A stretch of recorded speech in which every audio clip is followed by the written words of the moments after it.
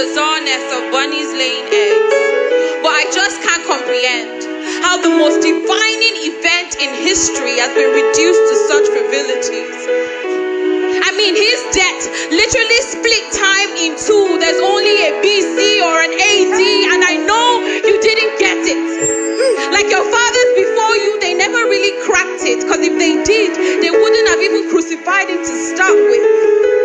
And apparently this whole thing with eggs and bunnies started with the early missionaries who wanted to make the transitioning easier for the then pagans and the new Christians. Let's mix the two, the old and the new. We're here to set the captives free, but those chains look so good on you, and we're still battling with the gray, because everyone's so afraid to say the truth. Instead of talking, we're all walking on eggshells for fear of being politically correct, too bothered with getting people upset. Yet he who we claim to imitate was never scared of challenging the status quo. He was so bold to say to the faces of whatever scribe or Pharisees, and yet his greatest offering of love has been turned to a child's play of hide and go seek.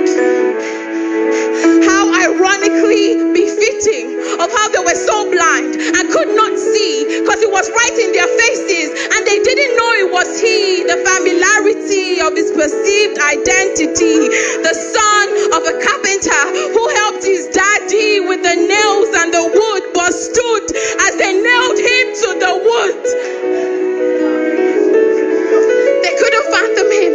They couldn't fit him into a box. And when it was discussed in heaven, he gave his name up, the Lamb upon the throne that gave up his own throne to be disgraced. He took your place. No one could even stand to look at his face, not even the one who sent him, because the sin of all mankind was on him. That same man that was very unkind to him, he died for.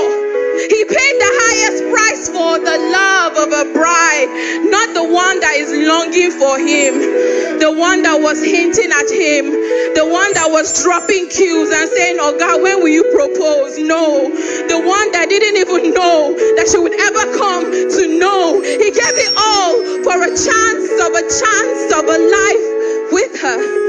And I said that wasn't enough. He knew the enemy was good at twisting the plot, being funny and cracking yokes like a bunny with jokes. So forgive me if I'm vexed.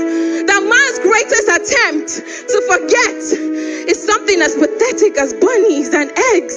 When we're talking about blood that was shed, blood that put God's will into effect, you can now claim your inheritance. All conditions have been met. You are no longer cursed. You are now blessed